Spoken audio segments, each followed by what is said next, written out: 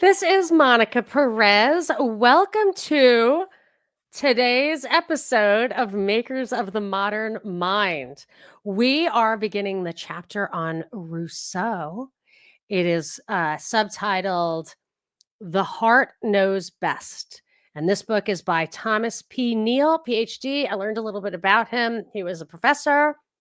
He liked to write books and other essays and everything kind of as if it was a lecture on paper. So it was easy to consume, and that is why I like it.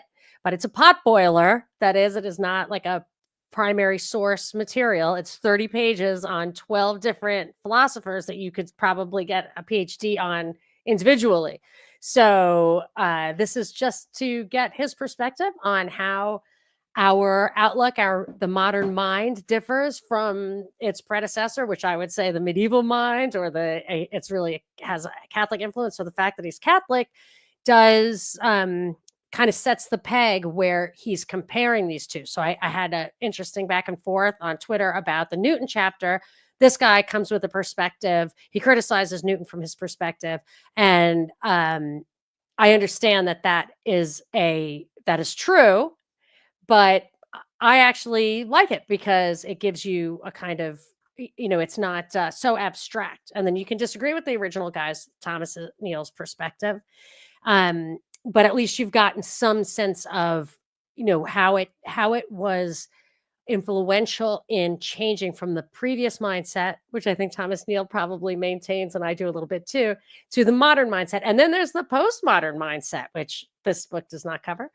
So anyway, Rousseau is very critical I guess they're all critical in this journey. So let us go on. Oh, and if anybody is a premium subscriber on Substack or Apple, tomorrow I have a cognitive dissonance Zoom call. So you can plug into that if you want. Oh, this is just for the live listeners. That would be if you're listening on audio, you can be a premium subscriber and go listen to the Zoom call, but you would not be able to participate until the next one. So anyway, but it's always great. It's her Foyer, Mike, and me.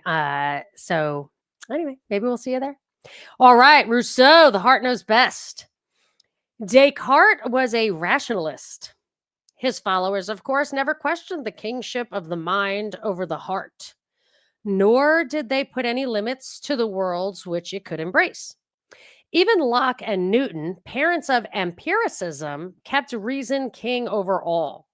In 1750, when Descartes was a century in his grave, rationalism was still the vogue among European thinkers. It remained the fashion to appeal to reason, although its vigor had for some time been spent. But men still tried to measure all things by reason. They limited the universe by the compass of their minds.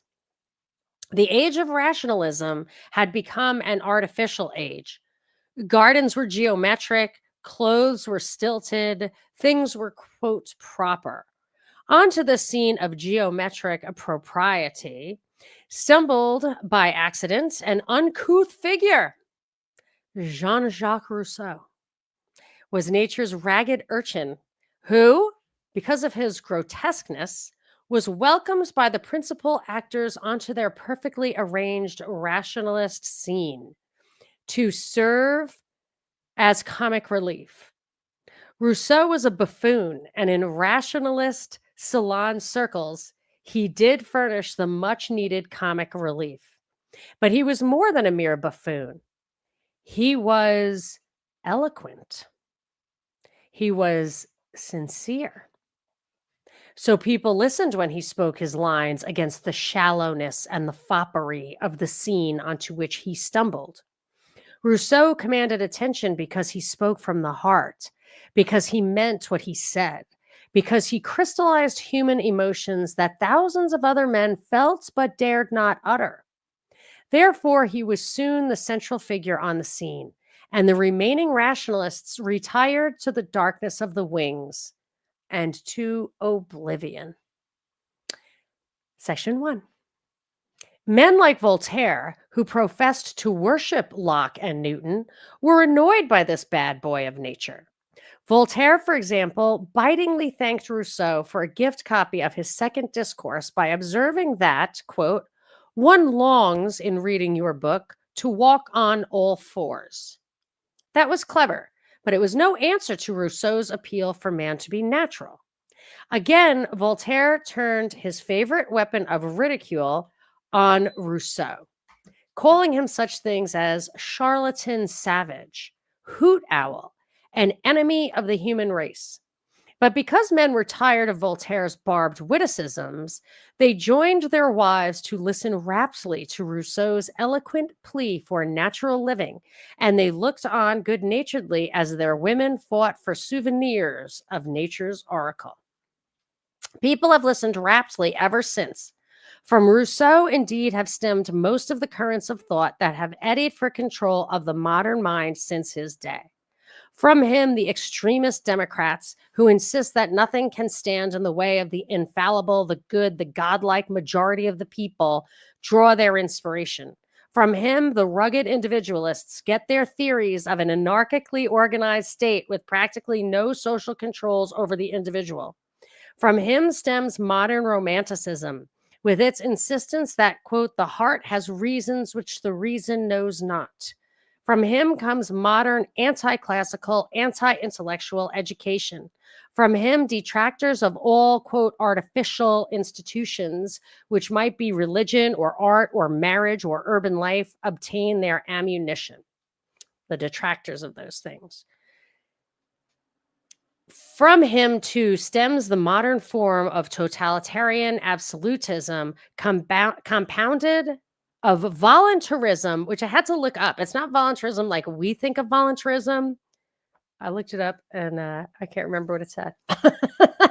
But it has a more philosophical meaning. It's some kind of German thing. I'll tell you in a minute. Renee says foppery. Yes, I love foppery. And what's the other thing? A dandy. Foppery and dandy. Foppish dandies. Okay. From him, too, stems the modern form of totalitarian absolutism, compounded of voluntarism and a mystical identification of the government and the people. From him, in part, come our saner forms of humanitarianism, our respect for man as a human being, our faith in representative institutions. These are, of course, mutually exclusive and mutually antagonistic bodies of thought. But Rousseau was preeminently inconsistent. His famous contrat social, social contract, for example, can be used to nullify everything in his discourses on nature. And his constitutions prepared for Poland and for Corsica can be used to answer everything in the contrat social. Rousseau can also be used to refute Rousseau. He is that sort of person. So I'll just say two things. One is when I was, growing up, getting educated, whatever, and I mean at like the most basic level, I was taught, I believe, or my impression was Locke was for kind of laissez-faire, libertarian, classical liberal, conservative types, economically, whatever.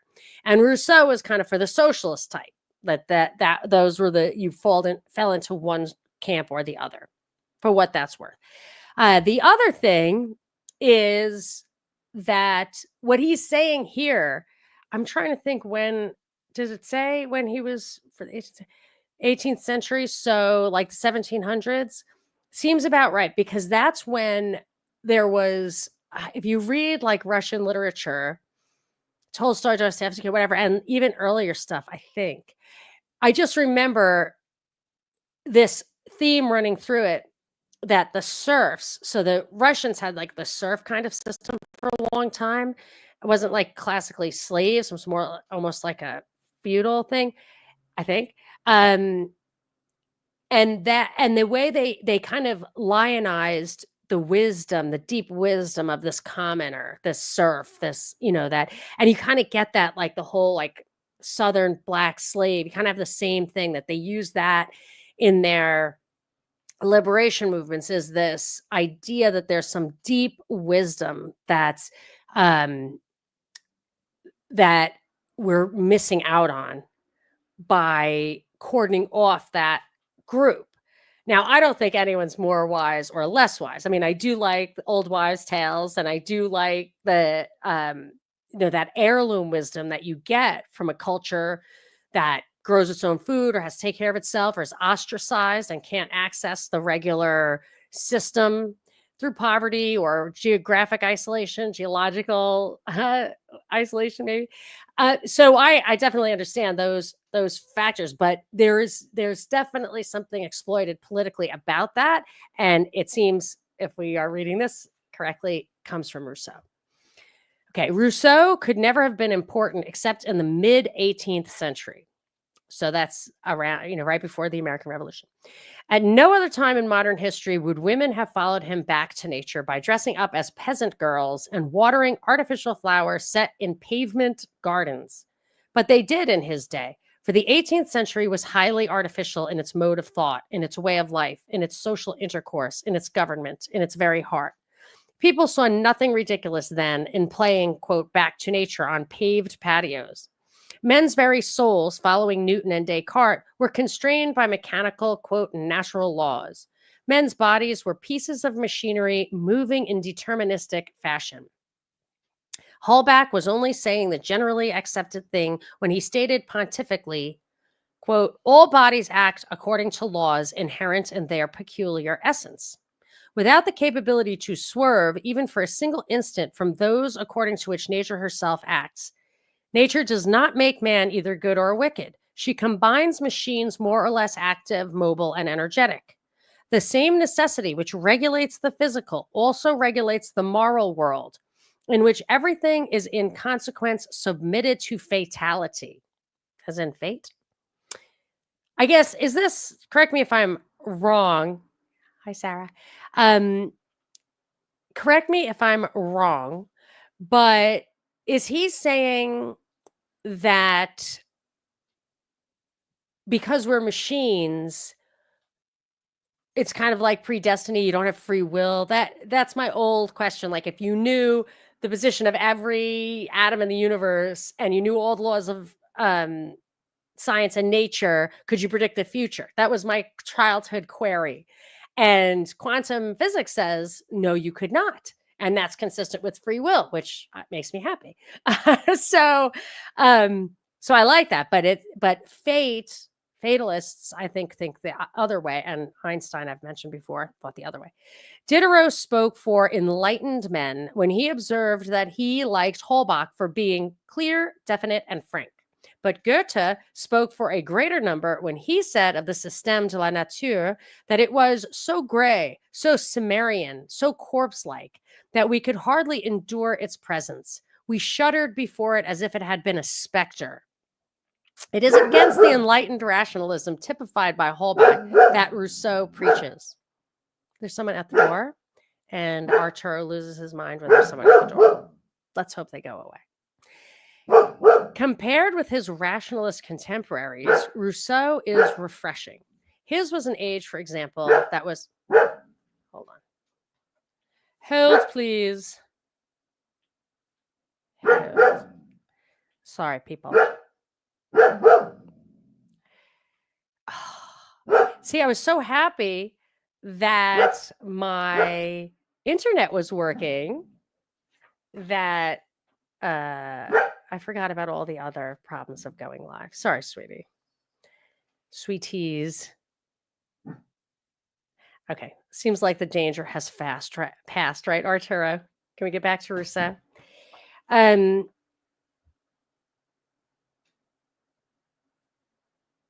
Okay. Blah, blah, blah. It is against the enlightened rationalism typified by Holbach that Rousseau preaches. So it's against the enlightened rationalism that Rousseau preaches.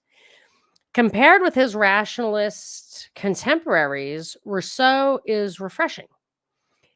Yeah, they took the rationalism too far, like Voltaire in particular. I believe the French Enlightenment was even worse than I think I liked the Scottish Enlightenment, but the French Enlightenment is the like encyclopedists or whatever. Like they went like rationalism ad absurdum. Okay, his was and this is in France, so they probably needed a little bit of this. But this is like an overreaction. You know how it goes. His was an age, for example, that was unnaturally irreligious. In a day when Voltaire poked sly fun at Joan of Arc, Rousseau created at least a saint of nature in Julie, the heroine of his novelle Heloise. In a day when Voltaire said that Christ was, quote, a well-meaning fanatic, and Jean Meslier called him, capital H, a vile and wretched good-for-nothing, low-born, ignorant, untalented, and awkward, it is refreshing to find Rousseau courageous enough to assert, quote, if the life and death of Socrates are those of a philosopher, the life and death of Christ are those of a god. It must have been like a breeze from the Atlantic to the middle-class people of France to hear Rousseau's command, dare to confess God before the philosophes, dare to preach humanity to the intolerant. Rousseau's was a barren age in every way. Reason, so glorified by the rationalists, had cut itself adrift from living reality. It had withered and dried until only a crackling pod was left. The atmosphere was cold, arrogant, haughty, smugly selfish. There was a spiritual vacuum in men's hearts. And Rousseau rushed in where abbés feared to tread. He preached a secularized religion. It is true, but at least it was religion.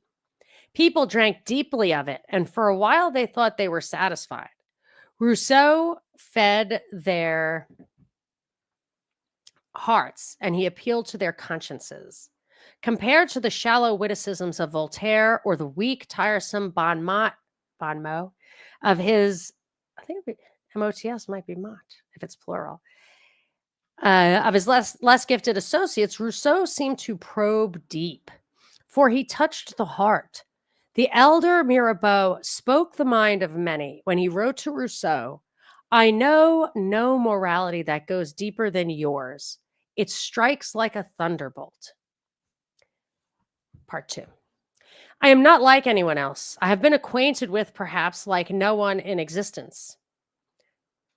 I am not like anyone else I've been acquainted with, perhaps like no one in existence. Thus did Rousseau begin his confessions.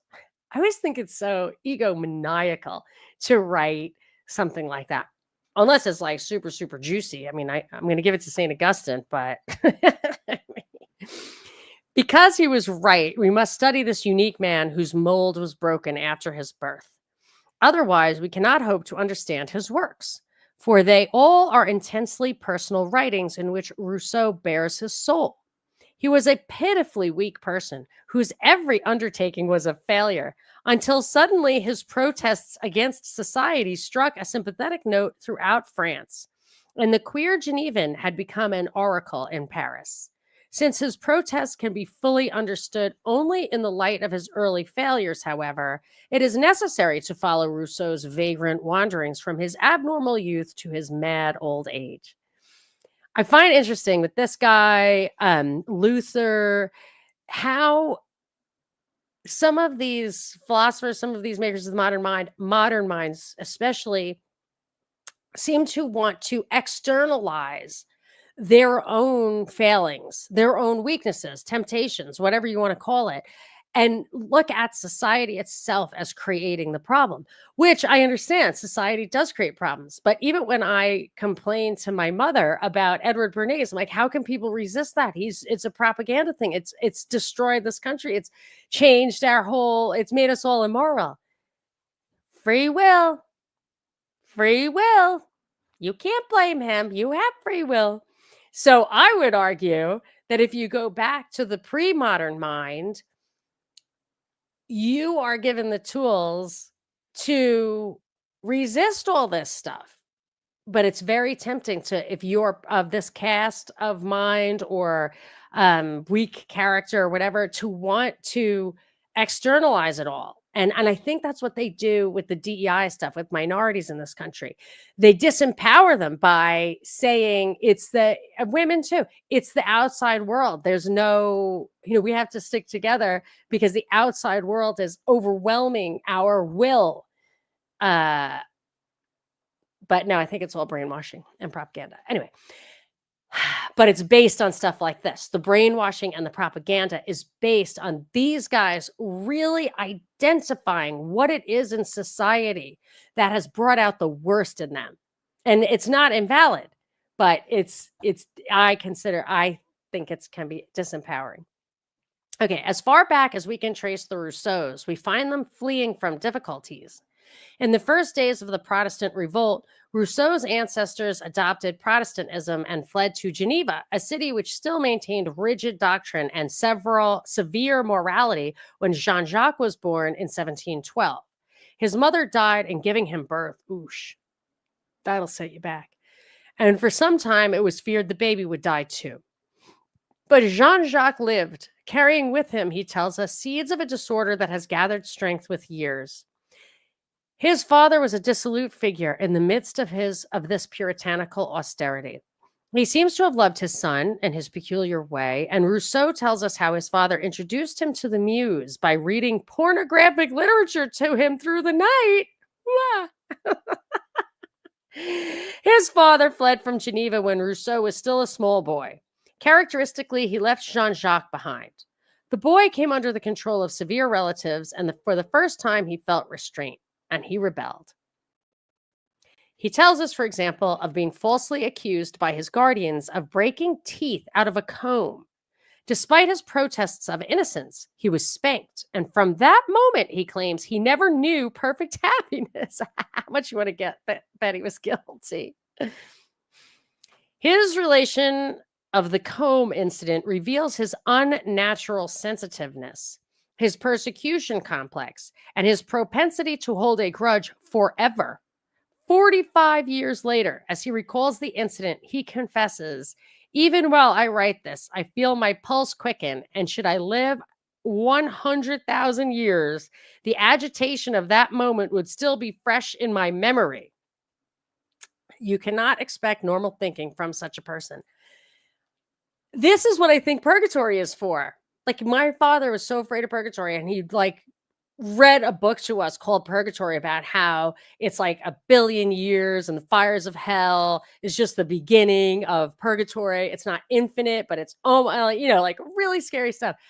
I actually think that purgatory might be a way for you to purge this kind of thing.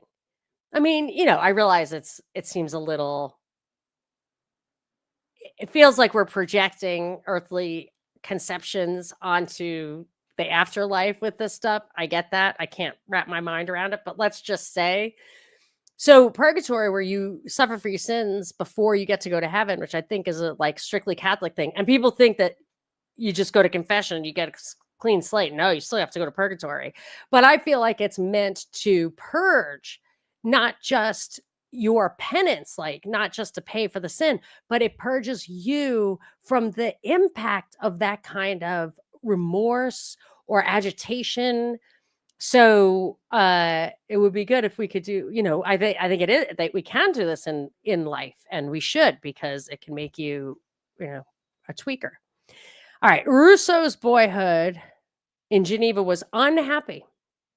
His were the trials of a lad who could stand no restraint, who would assume no responsibility, who believed all Geneva was conspiring against him. He was fired from his first job for incompetency, and then he was apprenticed to an engraver. He tells us frankly how he stole from him, but 45 years later, he still believes there was nothing wrong with his stealing or his lying. One evening in 1728, he returned from a hike to find the gates of the city locked for the night. Twice before he had been locked out, and he therefore knew he would be whipped for his delinquency. So he fled. This boy of 16, who ventured forth from Geneva, had done nothing to impress the citizens of that town. They knew him as a lad who showed no ability, a boy who lied as readily as he told the truth, who feared physical punishment with abnormal fear, who was socially a misfit. He could not play well with his fellows, and he had a phobia against any kind of restraint or authority. I love liberty, he writes of this period, and I loathe constraint, dependence, and all their kindred annoyances. A Catholic priest in the neighborhood saw in the wandering youth a possible convert to his religion. So he took him in and fed him well and argued against Genevan Calvinism. And Rousseau seemed to agree with the priest. His frangy wine, which I thought delicious, argued so powerfully on his side that I should have blushed at silencing so kind a host. I therefore yielded him the victory, or rather reclined the contest. Anyone who had observed my precaution would certainly have pronounced me a dissembler, though in fact I was only courteous. Abbé Pontverre sent Rousseau to a Madame de Warenne, herself a convert to Catholicism, who lived in Savoy. So he yesed this priest to death and blinded him with footwork, or at least just yesed him to death and drank his wine. This strange lady did more perhaps to raise Rousseau than anyone. Her religious beliefs were, to put it mildly, unorthodox. She believed only such Catholic doctrines as appealed to her. Her morality was quietist, with a capital Q, which in Madame de Warren's meant amoral. With her, nothing was bad. She was a warmly sentimental person who took in bums of every sort. Impulse moved her at all times, and sometimes her impulses were not so good. But she impressed the young Genevan, and she made him a Catholic, her own peculiar kind of Catholic. Rousseau observes that her taste was rather Protestant, but it certainly was not Genevan. A religion preached by such missionaries as she, the lad thought, must lead to paradise. Rousseau made her home his headquarters for the next 13 years. Sounds like a bum. From it, he frequently wandered, but to it, he always returned when he was discouraged, tired, and dirty. He wanted to be with, quote, Mama again. It was during these 13 years that Rousseau matured and developed what we can call Rousseauvian attitudes. Madame de Warenne tried to place her charge in the world. She talked him into studying for the priesthood, but he failed his preliminary subjects miserably. He was then subjected to dancing lessons, to fencing, to music, to arithmetic, and to various other studies. Only music pleased him. The other studies demanded too much physical skill or too much concentration. Nature never meant me for study, he confesses, since attentive application fatigues me so much that I find it impossible to employ myself half an hour together intently on one subject. I think we would call that ADHD at this time. Rousseau's wanderings in these years reveal how completely he surrendered to himself, how he can hardly be considered a morally responsible person any time throughout his life. He once traveled with a local musician, for example, and when Le Maître, the master, took an epileptic fit in the street, Rousseau ran away, leaving him to his fate in a strange town. As to my desertion of Le Maître, he later observes, I did not find it so very culpable. It is hard not... Is this guy a sociopath? A little bit? Might be too lazy to be an actual sociopath, but he's not impressing me.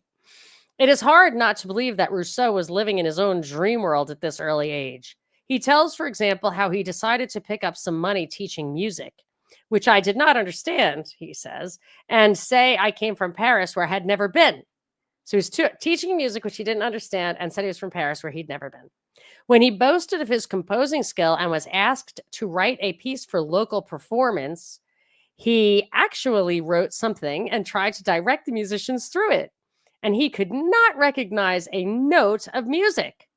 Later, when he was traveling in a coach, he pretended to be an Englishman, and he knew not a word of English. But when people suspected him of not being English or accused him of being a bad musician, he complained that they persecuted him. Rousseau seems actually to have fooled himself in these assumed roles. His dream world was real, and the real world was not. Rousseau rages whenever he is forced to face reality. The more I have seen of the world, he truly says, the less I have been able to adopt its manners. So he fled from the world and lived in one of his own creation. This was his real world. But Rousseau was sincere in fooling himself. He was indeed his own first dupe. Another point to be observed about Rousseau's travels in those days is that he went on foot, without luggage, whenever he could. He could not bring luggage because he felt it pinned him down. He wanted no responsibility, no impedimenta, as he wandered aimlessly but freely through his life. So it was with his attempts to settle down. Madame de Warenne got him a job with a group making a survey of the neighborhood. But after 2 long years of this work, he quit to teach music, of which he had meanwhile acquired a meager knowledge. He loved his music, the only inclination I have constantly adhered to. but he could not stand the constraint of teaching. I was fond of teaching, he explains, but could not bear the idea of being obliged to attend at a particular hour.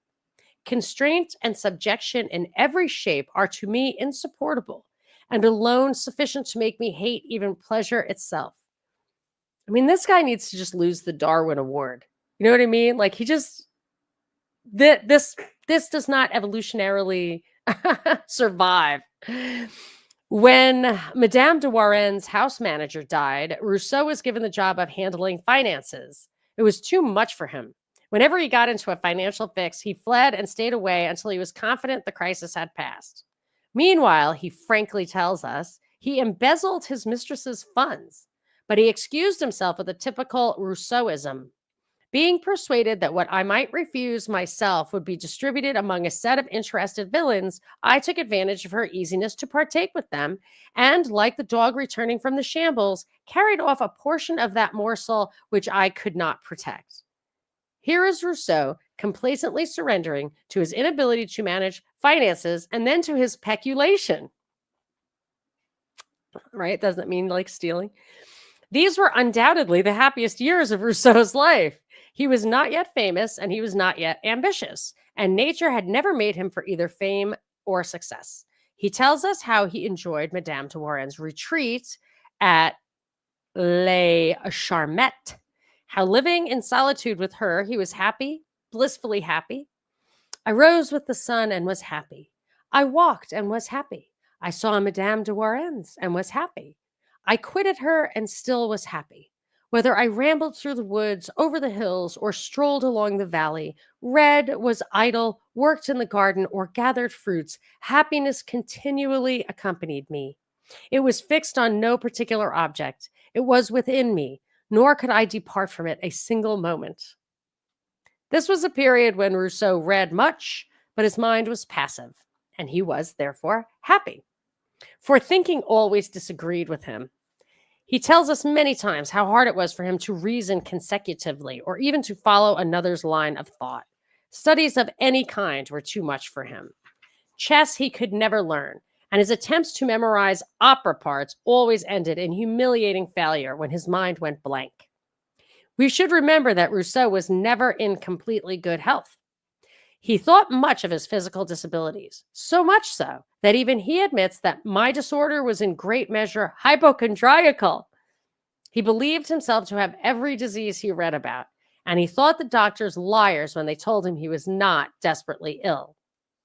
Rousseau returned from one of his trips in 1741 to find a stranger occupying his place of favor with Madame de Warren. She assured him there was room in her house and in her heart for both, but he could not bear to share place with another. So he left for Paris to make a fortune with a novel system of music notation he had devised.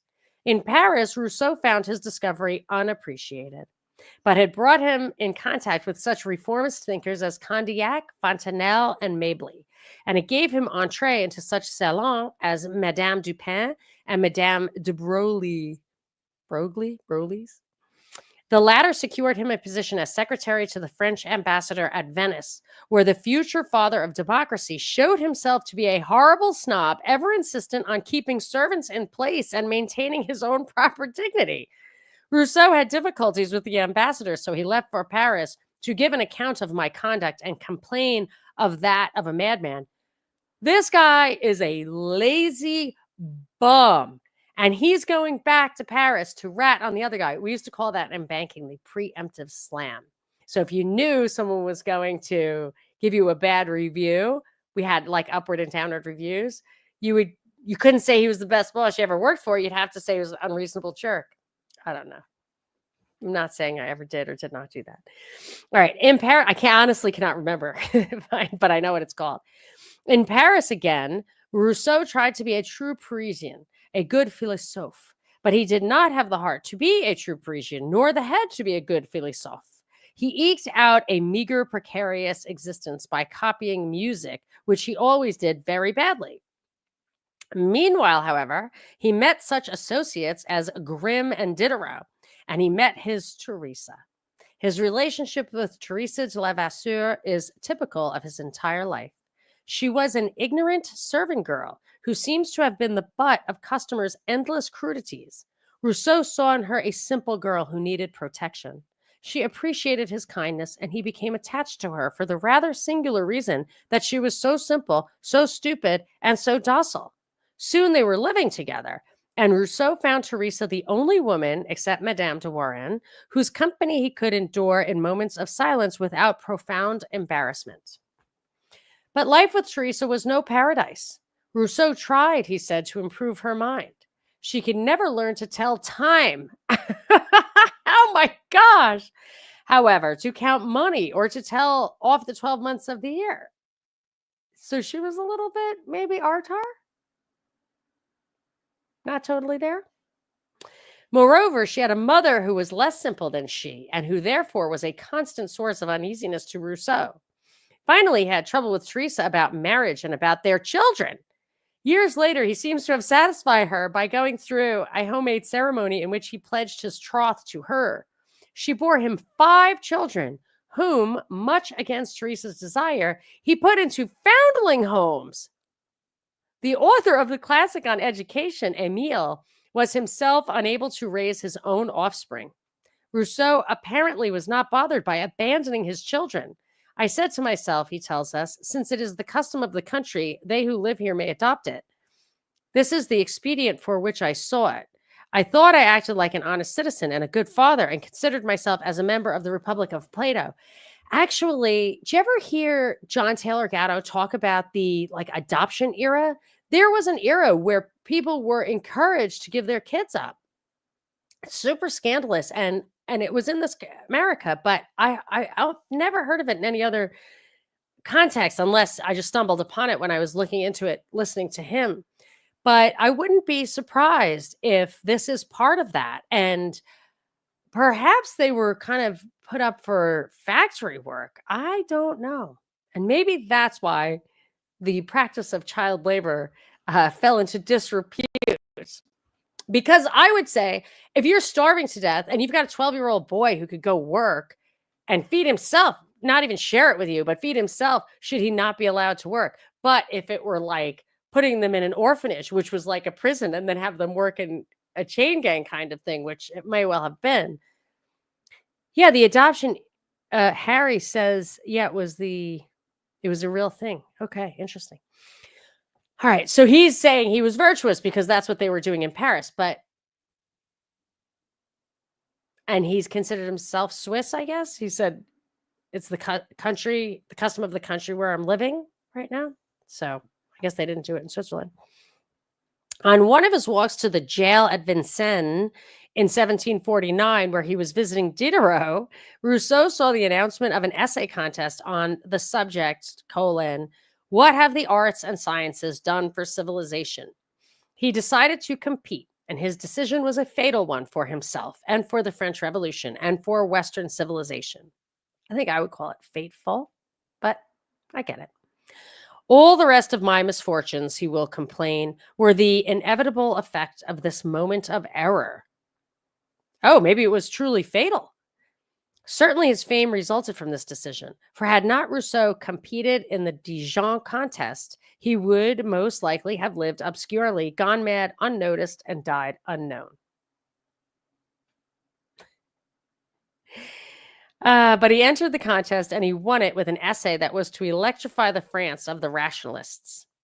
For Rousseau dared to be different, and Frenchmen, tired of barren rationalism, welcomed his daring attack upon reason and upon civilization. Rousseau tells us that of all the works I ever wrote, this is the weakest in reasoning. But he also observes, and truly, that it was full of force and fire. In this essay, he makes an eloquent attack on the artificialities of civilization, an attack that came from the heart of a man who hated the civilization of his day because he could not shine in it. Strangely enough, Rousseau appreciated the cause of his eloquence.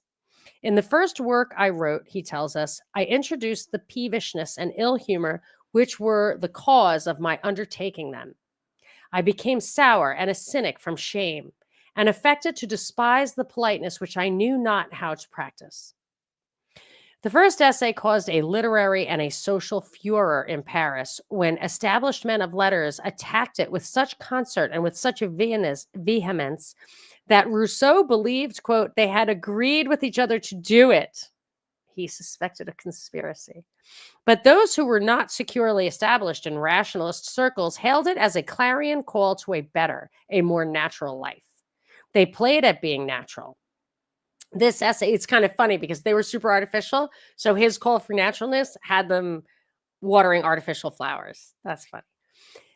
They played at being natural. This essay brought Rousseau both fame and annoyance, for it denied him the solitude which he henceforth vainly sought till death. It pushed him into literary circles in France, and literary people are always a jealous, fault-finding group. Henceforth, Rousseau could not live alone, and he could not get along with his associates. He became more and more a misanthrope. More and more he was Mother Nature's bad boy. He decided about this time to retire from the world, to live a Spartan life, and to earn his living by copying music. But he found himself the butt of the philosoph's barbed wit. He was convinced that it was less my literary fame than my personal reformation that drew upon me their jealousy. They perhaps might have pardoned me for having distinguished myself in the art of writing, but they could never forgive me setting them by my conduct, an example which, in their eyes, seemed to reflect on themselves. Rousseau simply was unable to defend his position in salon circles. He seems, moreover, to have become an annoying, self-appointed father confessor who meddled in the intimate affairs of all those with whom he came in contact. His life for the next 6 years or so was unhappy. He wrote a second essay, The Discourse on the Origin of Inequality, which was not well received. Typically, he blamed its poor reception on the cabal formed against him and on the part Diderot played in helping him compose it. So it was typical of him to blame the reception on a poor reception on a conspiracy, and on people's dislike of Diderot, who was in jail for some reason. I wonder why. I should probably know. This is why it sucks that we don't have classic education anymore. I don't know anything. I don't get any of these references. If we were all educated classic, tell me how much you really remember about what you learned in your freaking 12 or 16 years or 17 years of education. Not that much. But if we all had to learn the classics, we would all have these reference points, even Greek mythology, Napoleon, Shakespeare, the classics, Socrates, all that. If we knew all that stuff, I wouldn't be reading. It's like, oh, wow. Like we would understand these references. Anyway, I don't know what Diderot was in jail for. I don't even really know who Diderot was. Anyway, apparently the rationalists of Paris did not like Diderot. So that's why they were mean to Rousseau. I don't know. He had a persecution complex, I guess. He never thought that it could anyway be his fault. He thought of settling in Geneva, but man, I'm sure they would have made him work in Geneva. But even though he had been readmitted to the Calvinist church there and had been restored to full citizenship, he found that his second discourse caused such a furor in Geneva that life would not be placid there. So he returned to Paris and thence to his country retreat, which Madame d'Épinay had prepared for him. Here he enjoyed 6 years of comparative happiness. So he ran away because they were mean to him. I felt a natural inclination to retirement and the country, he observes. It was impossible for me to live happily elsewhere. The seclusion of Montmorency gave him peace of mind so that he could concentrate on his writings. And in a period of 4 years, he produced his most widely known works, the Nouvelle, Héloïse, Émile, and the Contrat Social, as well as his better minor pieces. Rousseau is almost unique among men in the accurate insight he has into his own being. He knows his weaknesses and he excuses them all, but at least he knows them. His observation on this period, which is the sanest and the most productive in his life, is therefore deserving of attention. All right, let's hear what he has to say. I was really transformed, he writes. My friends scarcely knew me. I was no longer that timid and rather bashful than modest man who neither dared to present himself nor utter a word, whom a single pleasantry disconcerted and whose face was covered with a blush the moment his eyes met those of a woman. I became bold, haughty, intrepid, with a confidence the more firm as it was simple, which resided in my soul rather than in my manner. The contempt with which my profound mediations had inspired me for the manners, maxims, and prejudices of the age in which I lived rendered me proof against the raillery of those by whom they were possessed, and I crushed their little pleasantries with a sentence, as I would have crushed an insect with my fingers. So he was a douche? So this is just an asshole? Um, right? This is a short period in Rousseau's life when he is free from the annoyances of men, whom he never could tolerate, for he was antisocial, and from the harassing annoyances of his own weak body. It is a short period when his genius is released for great accomplishments. Until that time, Rousseau had been a failure. His sole success had been due not so much to his genius as to his peevishness and to France's desire for novelty. And after he fled from Montmorency, Rousseau was never really sane. His persecution complex and his unrestrained imagination kept him in a world of devilish conspirators. That doesn't mean that they were not conspiring against him, by the by. His confessions were written when he was partly mad, his reveries when he was completely insane. But in the 4 years from 1758 till 1762, he produced 3 works which were to cause a revolution in literature, in morality, in social relationships, in education, in politics. For Rousseau rose to unsurpassed heights of his genius in those few years. The story of his remaining life is pitiful, but because it had no influence on his previous writings, there is no need to watch his mind deteriorate as he flees about Europe and finally decays in Paris, nor need we follow up his wild charges against those who sought to befriend him. The opening remarks of the 7th book of his Confessions are perhaps enough to show his state of mind. At present, my head and memory are become so weak as to render me almost incapable of every kind of application. My present undertaking is the result of constraints and a heart full of sorrow. I have nothing to treat of but misfortunes, treacheries, perfidies, and circumstances equally afflicting. The ceiling under which I write has eyes. The walls of my chamber have ears. Surrounded by spies and by vigilant and malevolent inspectors, disturbed and my attention diverted, I hastily commit to paper a few broken sentences which I have scarcely time to read and still less to correct. I know that, notwithstanding the barriers which are multiplied around me, my enemies are afraid truth should escape by some little opening.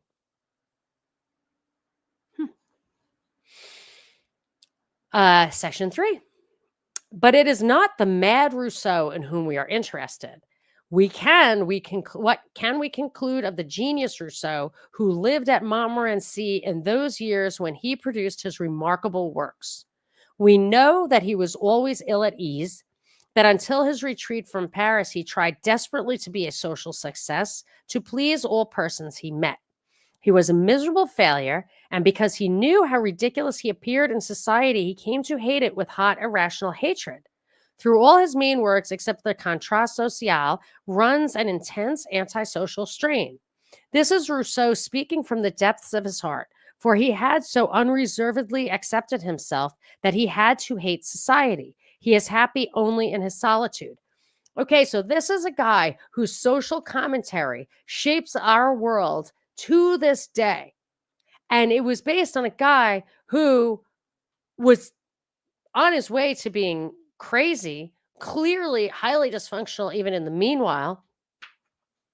I mean, it's interesting. It's like, when you have these rules, there have to be like handicap wheelchair ramps everywhere. I knew somebody who had like a haircutting business in their home.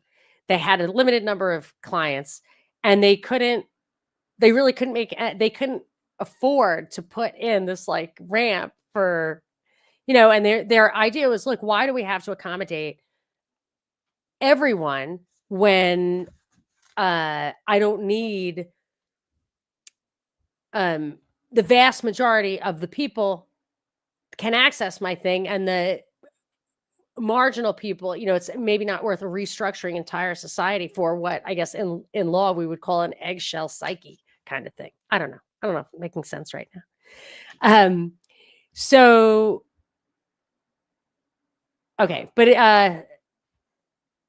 in solitude, he believes men can be natural. There they can grow as nature meant them to grow, unfettered, unrestrained, straight and tall like the tree that is not crimped or pruned by the gardener's knife. See, this is a problem. Sorry, I don't want to keep interrupting, but here's the problem is if you don't have social interaction, you can get jerkier, nuttier, not like you get a little bit wacko. Even if you have a very submissive spouse who doesn't push back, or like Howard Stern said, there's nobody in my life who will tell me I look bad in these jeans. Like you need a little bit of that pushback to, kind of stay sane, honestly. And that's sometimes why I will do social things. I would look at this. You think I wouldn't rather stay in this room every day for the rest of my life? But you got to, or you start getting nutty. That's my feeling. Anyway, there men will be free from the conspiracies, the plots and counterplots of jealous rivals. We must remember that Rousseau had developed a strong persecution complex, which was to influence his every writing.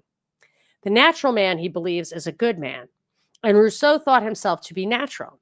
For this was the way he distinguished himself from a Voltaire or a Grimm or a Hume.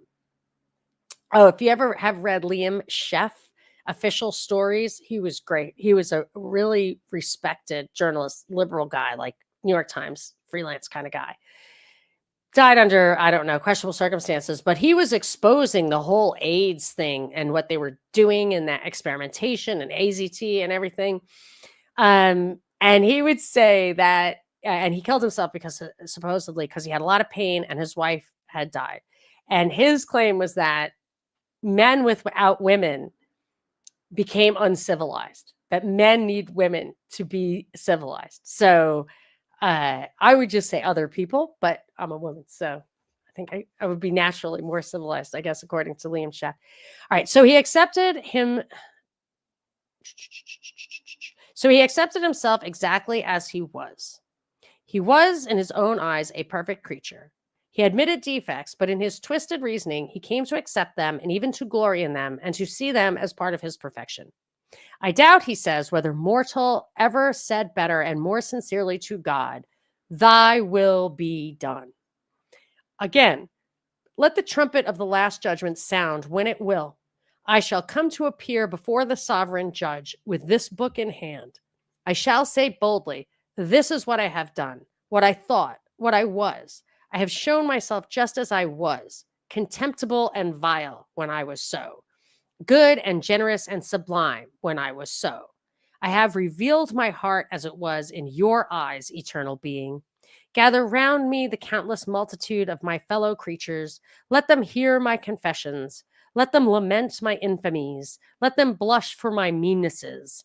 Let each of them in his turn disclose his heart at the foot of your throne with the same sincerity, and then let but one of them say, if he dare, I was better than that man. Rousseau meant every word of it when he wrote, I am convinced that of all the men I have known in my life, none was better than I. If he had defects, it was God's fault. It could not have been Rousseau's. See, that feels very modern to me. That feels like that just being honest is enough. Being unashamed is enough to exonerate you from responsibility for your bad behavior. He was crazy. He might not have had responsibility for his behavior. He might not have been able to control it, but we know when we're bad, so this crazy thing happened during this whole fire thing. I haven't had a cigarette in 15 years. I was starting to smoke cigarettes a little bit, and I'm like, I know this is wrong, and I'm going to do it anyway. I'm like, is it a sin to smoke cigarettes? I don't think so. But I knew, to me, it was wrong. Like, it's not the right thing for me. And I did it anyway. I was like, okay. So that to me is like very clearly a sin. Like, you know what you're doing. You know it's wrong. You're doing it anyway. And there's lots of that. You can't just say, well, everything I do is because I can't help myself. That is not true.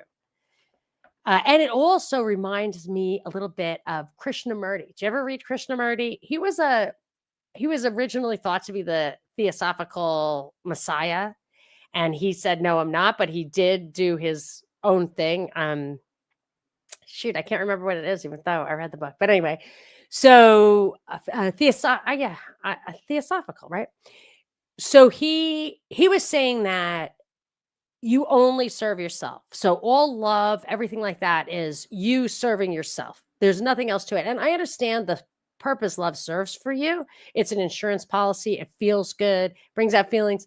To say it's always selfish, though, I've lived this since I've read his stuff and I've like observed it's not always selfish. He was saying it was always selfish, but that is consistent with this thing. And I had a friend, a Brazilian chick, I love her. I said, yeah, like I was reading this and I said, yeah. So he's saying like no one's better than anybody else. Like we're just, she's like, I'm better than some of those girls. I'm working hard. I'm doing the right things. I'm like, oh, okay. And then it was like, yeah, you're right. You're right. You're absolutely right. So this is dangerous stuff, in my opinion, or like it's bad for your soul and for society. Uh, yes, people are understanding validating that Krishnamurti thing. Okay. It is hard to understand how Rousseau could know his weaknesses so acutely and still accept them so complacently. But we must simply reconcile ourselves to this twisted personality and accept the fact that he was fully reconciled to himself.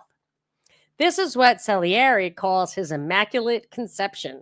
For in his own eyes, Rousseau was without defect, without inclination to evil. He had created an angelic counterfeit self in his imagination and accepted it for the real thing. So it was with the world. Rousseau escaped from the world of other men into one of his own creation. At Montmorency, for example, he created his own set of creatures as he worked on the Nouvelle Heloise, and he was furious when anyone interrupted his reveries in the woods around his retreat. That dream world was real to him, his creatures more alive than even his Teresa.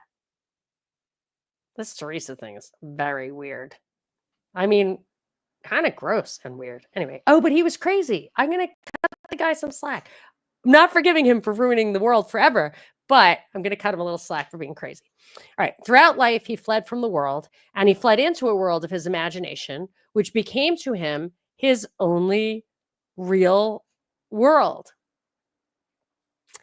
Harry wants to know if it's the Salieri of the only thing I know of him is the movie Amadeus. I'm guessing there's only one Salieri. I was trying in my mind to think of the dates. I think they work. All right, we should remember that, like Martin Luther before him, Rousseau is hostile to reason. Reason corrupts and perverts man, he insists. Yeah, he'd have to think that if he thinks that he's the greatest thing since sliced bread. It leads him astray from the path of virtue to which his heart inclines him. He disliked reason on the same basis that he disliked society. He failed to get along with either. He tried at first to be a rationalist, but he found he could not think facilely or profoundly. My disposition is extremely ardent, he tells us, my passions lively and impetuous. Yet my ideas are produced slowly, with great embarrassment, and after much afterthought. It might be said that my heart and understanding do not belong to the same individual. When I write, my ideas are arranged with the utmost difficulty. They glance on my imagination and ferment till they discompose, heat, and bring on a palpitation. During this state of agitation, I see nothing properly, cannot write a single word, and must wait till it is over. So it was only natural for Rousseau, who always surrendered to himself, to decide that reasoning, far from enlightening us, blinds us. It does not raise our soul. It enervates and corrupts the judgment which it should perfect. That was a quote from him. With him, feeling is the infallible guide to truth. He asks only that his reader feel his arguments are right.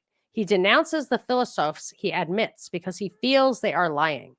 Feeling replaces knowing. Rousseau's feeling, moreover, was particularly sensitive. Hume, a most acute English observer, saw this point. He has only felt during the whole course of his life, and in this respect, his sensibility, his feeling, rises to a pitch beyond what I have seen any example of. but it still gives him a more acute feeling of pain than of pleasure. He is like a man who was stripped not only of his clothes, but of his skin, and turned out in that situation to combat with the rude and boisterous elements. But Rousseau was more than merely emotion run riot. He was more than a mad fool. The emotions which he voiced were emotions which had been stifled through long generations of rationalism. They had been suppressed, but because they were essential human emotions, they had not been killed. Rousseau sounded them, and people readily responded. More than that, this man who contemns reason, this man who is never consistent, says many wise things, many sound, shrewd, many magnificent things. He utters much nonsense, it is true, but he also touches on deep truths that men of his age ached to hear. That is why Maritain can call him a corrupter of hallowed truths. He perceived great Christian truths which his age had forgotten, and his strength lay in recalling them, but he perverted them. This is my thing about heirloom wisdom. You really can't break the chain. It's very hard to get back into a culture, an understanding and a respect for firearms from a young age, or how to, like Lanny from Greener Pastures, like how to preserve food, how just even how to raise children. I don't even really know how to teach my children the Catholicism that I was raised with. Like I just, you just lose it if it's not part of the culture anymore. Certainly this is, and it's never going to be the same. So when they say they're going to go back, like with pot, they're like, oh, we'll legalize it now. I just heard on the radio, oh, in one state, whatever it is, Florida, something, they're going to make growing medical marijuana legal. I'm like, if any marijuana should be legal, it should be the stuff you grow in your backyard without a bunch of chemicals that you don't distill into freaking vape or synthesize or whatever. But they wiped out that it used to grow like weeds. The entire country was covered with it. But we've kind of, and then people overuse it or over refine it. You get my drift. He perverted these old things that had been lost, and he resurrected. Certainly, this is the secret of Rousseau's striking success. When abbés tried, not too successfully, to offer rational arguments against Voltaire's strictures on their God, Rousseau demolished Voltaire with the observation that, quote, while he appeared to believe in God, he never really believed in anything but the devil. Voltaire had no answer to such an attack. When home life had dried up into a round of social engagements for wealthy Frenchmen, when children were turned over at birth to wet nurses and seen by their parents only on formal occasions, when ennui ate at their hearts, Rousseau's sentimental passages moved his jaded readers. For there was something sound in them. The charms of home, he says, for example, are the best antidote to vice. The noisy play of children, which we thought so trying, becomes a delight. Mother and father rely more on each other and grow dearer to one another. The marriage tie is strengthened. In the cheerful home life, the mother finds her sweetest duties and the father his pleasantest recreation. The real nurse is the mother and the real teacher is the father. That is good. Thus did Rousseau appeal to his age. He appealed to the heart, and in his day, the heart thirsted sorely for what it was denied by Voltaire and his fellows. So that ends part 3. I guess we're going to get into the philosophy now with section 4, which we will do next week. Anyway, it's been an absolute pleasure. Thank you so much. Hemp was king before cotton. Hemp was king before cotton. We shall end on that note. Thanks, guys.